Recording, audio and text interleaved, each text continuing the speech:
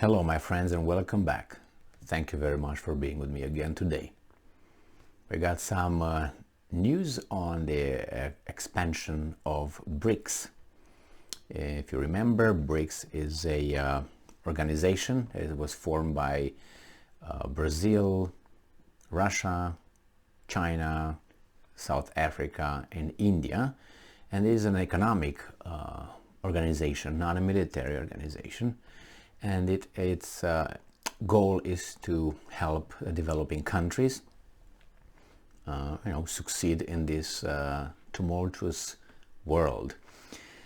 This BRIC alliance or organization has, I think, half of the globe's population, and I think it has about 25% of its economy.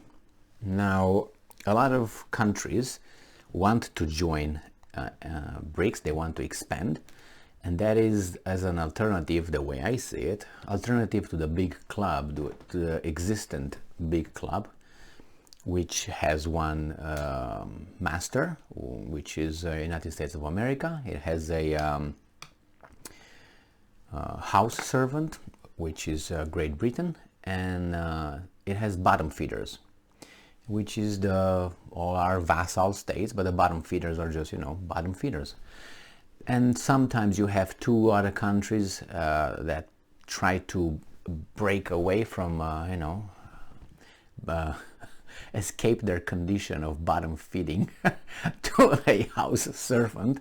From time to time they succeed and they go back and forth between these two conditions, and that is France and sometimes Italy. Germany is a bottom feeder, is under occupation still. So no, I don't understand why only Germany is under occupation and not Italy anymore. I know Japan is, but somehow Italy is not. But Italy, probably these guys figure out that Italy cannot do much by themselves. I don't know, just saying. So lately there were some other countries that I'm putting this on and off. Other countries that applied to join BRICS, and they will definitely do that. That's Iran, that's one of them, and I know that's Argentina, and there will be some other countries as well. Now we have another one that wants to join BRICS. This is Algeria. This article comes from Agence France Presse from August 1st, 2022, and this is the title: Algeria talks of joining Russia-linked BRICS group.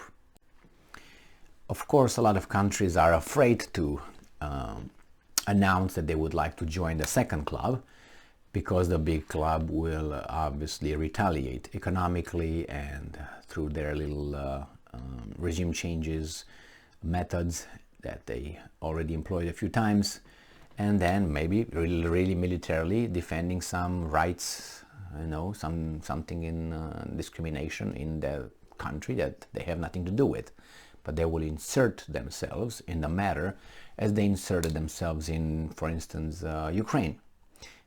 This is behind the scenes, kind of, not like behind the scenes, but not directly involved.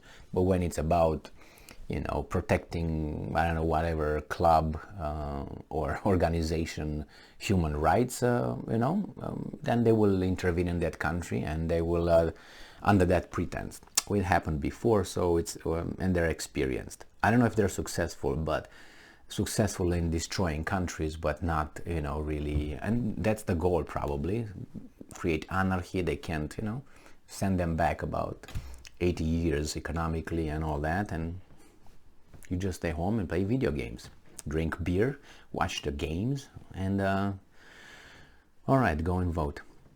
Algerian President Abdelmajid Tebboune has suggested that his country, Africa's largest natural gas exporter. Mr. Tebboune, I foresee that you will not have a soft landing. Let's put it this way.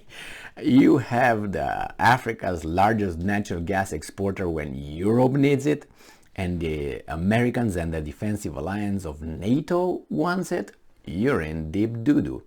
could join the BRICS economic group that includes Russia and China. Tebboun's comment comes after Russian President Vladimir Putin, whose country is hit with Western sanctions over its Ukraine invasion, in June called on BRICS leaders to move towards formation of a truly multipolar system of intergovernment relations. Ooh, there you go. So it seems like countries want to join that. The BRICS group also includes the major emerging economies of Brazil, India, and South Africa. The BRICS interest us. The BRICS interest us as an alternative to traditional power centers. Who might that be? Tebboune said in a televised interview late Sunday. They constitute an economic and political force, end quote. He underlined that there was no need to get ahead of things, but promised good news. Maybe by the time, maybe it's not going to be you,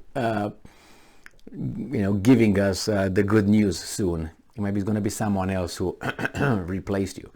The president added that his North African country meets a good part of the economic criteria to joining the bloc. BRICS members currently account for nearly a quarter of the world's gross domestic product. Tebboune participated in the BRICS virtual summit at the end of June when Putin called on leaders of the group to cooperate in the face of selfish actions from the West. Sanctions over Ukraine have pushed Putin to seek new markets and strengthen ties with countries in Africa and Asia. Algeria abstained when the United Nations General Assembly overwhelmingly passed a resolution. If overwhelmingly means 60%, then yes. Even or 70%, yes, that's overwhelming. If overwhelmingly means, I don't know, 90 and up or 95 and up, which in my is overwhelmingly means 95, 98, and it was not that, considering that it's 194 states, and there were about 50 or something that, or 60 or 45, 48 that abstained and did not vote for the resolution. So that would be about 25% at least of the whole deal, the whole United Nations. If you have 193, you got, let's say, 50. That's about 25%. 25%, that means 75 on the other side. 75%, I would say majority, but not a overwhelming. But they want to make you think that actually, the whole world and the whole community is against that. Weasels. Okay, let's move on. So, passed a resolution in March demanding Russia immediately withdraw from Ukraine. Well, they will do what NATO did in 1999 with Serbia. They will just say bye-bye. China, India, and South Africa also abstained. On a visit to Algeria in May, Russian Foreign Minister Sergei Lavrov said trade between his country and Algeria had reached $3 billion last year. That's not a lot, you would say, but the fact that these guys are exposing themselves to the retaliatory actions of the big club and the big, sending his bottom feeders to create problems, that tells me that this guy has balls. So that's good for him, but I hope he's gonna be able to stay in power to implement that. But things can always happen, and we'll find out. But that's another country who's gonna join that. I don't know if I can't remember if North Korea said that has interest in doing that, and everybody will say, see, only these dictatorships and all this. Well, maybe they became dictatorships because the other side treated them so well, and they showed them how great democracy is and free market, that they all became dictatorships. I don't know about Iran. Iran has a different way. They have elections, but they have the Ayatollah. Argentina is a democracy, right? Democratic system of elections and so on, freedom and democracy. But when democracy has, gives the wrong results for the big club doesn't like democracy anymore. So we'll find out what's going on with Algeria, because a lot of things happen now. Algeria tries to, escape the camp, somehow, because those guys are busy with the lights on the other side of the camp, which is now Ukraine, and it seems like they start their lights on, when they try to see who's trying to escape, and then there are people ready to do. And they, so one is Ukraine, they already have it and they're over there. The other ones is right now seems to be Serbia and Kosovo. Be careful what's happening over there, and it's going to happen. You'll see. So Algeria, independent seem to be, and courageous. Thank you very much for being with me again today. Stay strong, stay smart, look for the truth, and be just.